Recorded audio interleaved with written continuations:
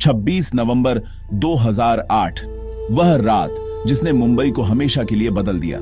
10 आतंकवादियों ने पूरे शहर में दहशत फैलाई और उनमें से केवल एक ही जिंदा पकड़ा गया।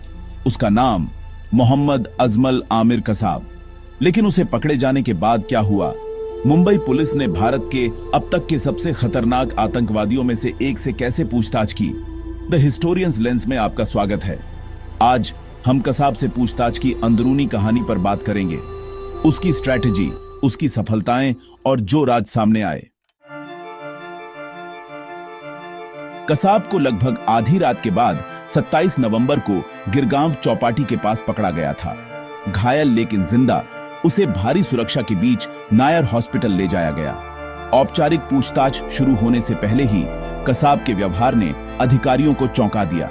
वह शांत था, लगभग भावहीन, लेकिन कुछ ही घंटों में उसने बात करना शुरू कर दिया और पुलिस ने एक ऐसी स्ट्रैटेजी बनाना शुरू कर दिया जिससे आखिरकार पूरे लश्कर-ए-तैयबा ऑपरेशन का पर्दाफाश हो गया। पूछताछ मुंबई क्राइम ब्रांच और महाराष्ट्र एटीएस ने संभाली। एक स्पेशल टीम बनाई गई जिसमें सीनियर क्राइम ब्रांच के अधिकारी, इंटेलिजेंस ब्यूरो के अधिकारी, उर्दू और पंजाबी इंटरप्रेटर और मेडिकल टीमें शामिल थीं ताकि यह सुनिश्चित किया जा सके कि वह पूछताछ के लिए जिंदा रहे। लक्ष्य साफ था, सटीक जानकारी निकालना, लेकिन बिना किसी जोर जबरदस्ती के। सब कुछ कोर्ट में सही साबित होना था। पहली रात पुलिस ने एक सिंपल स्ट्रैटेजी अपनाई। सबूत दिखाओ, शांत रहो और खामोशी को काम करने दो। सीसीटीवी फुटेज, उससे बरामद AK-47 राइफलें और उसका अपना घायल साथी अब्बू इस्माइल मरा पड़ा देखकर कसाब टूट गया। उसने अपनी असली पहचान बताई। मेरा नाम मोहम्मद अजमल आमिर कसाब है, मैं फरीदकोट, पाकिस्तान से हूं। यह कबूलनामा पहली बड़ी सफलता बनी।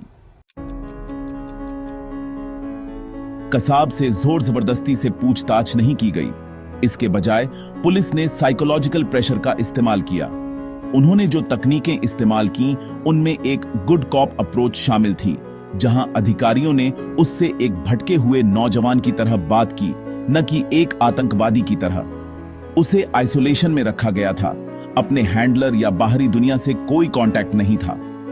रियलिटी चेकिंग भी की गई, जहां उसे वह तबाही दिखाई गई जो उसने मचाई थी, और इमोशनल ट्रिगर का इस्तेमाल किया गया, जैसे उसके परिवार और गरीबी के बारे में बात करना।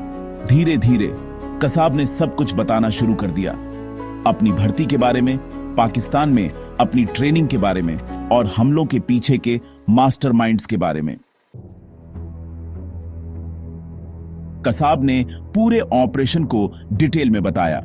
सबसे पहले भर्ती, उसने पैसे और मकसद का वादा मिलने के बाद लश्कर-ए-तैयबा ज्वाइन किया। फिर ट्रेनिंग कैंप, उसने ट्रेनिंग के चरणों के बारे में बताया, बेसिक हथियारों से लेकर एडवांस मरीन नेविगेशन तक। फिर मुंबई मिशन, उसने बताया कि कैसे 10 लोग कराची से नाव से निकले, भारतीय ट्रॉलर कुबेर को हाईजैक किया और रबर डिंगी से मुंबई में घुसे। और आखिर में रियल टाइम इंस्ट्रक्शंस, कसाब ने बताया कि हैंडलर उन्हें फोन पर लाइव गाइड करते थे और रिकॉर्डिंग ने बाद में इसकी पुष्टि की। पुलिस ने केवल उसकी बातों पर भरोसा नहीं किया, उसके द्वारा दी गई हर डिटेल को जीपीएस लॉग, फोन इंटरसेप्ट, समुद्री मार्ग विश्लेषण, क्राइम सीन से मिले सबूत और विदेशी एजेंसियों से मिली इंटेलिजेंस के जरिए क्रॉस चेक किया गया। हर मैच ने, ईमानदारी से कहूं तो, केस को और मजबूत किया।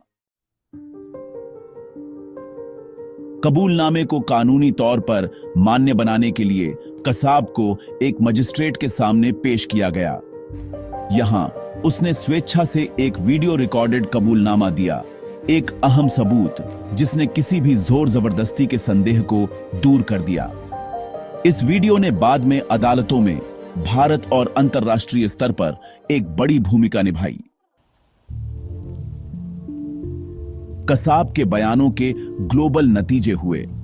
उसके खुलासों ने लश्कर-ए-तैयबा की संलिप्तता की पुष्टि की, पाकिस्तान से रास्ते का खुलासा किया और कराची से काम कर रहे मास्टरमाइंड्स को बेनकाब किया।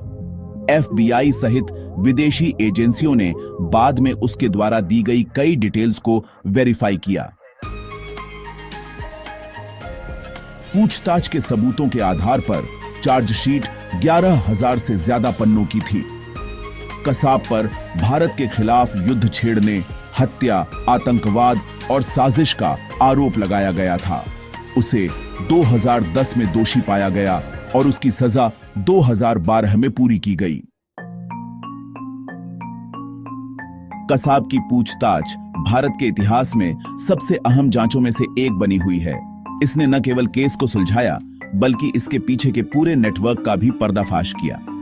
अगर आपको यह एक्सप्लेनर जानकारी पूर्ण लगा तो दुनिया बदलने वाली घटनाओं पर और गहराई से जानने के लिए द हिस्टोरियंस लेंस को सब्सक्राइब करें। देखने के लिए धन्यवाद।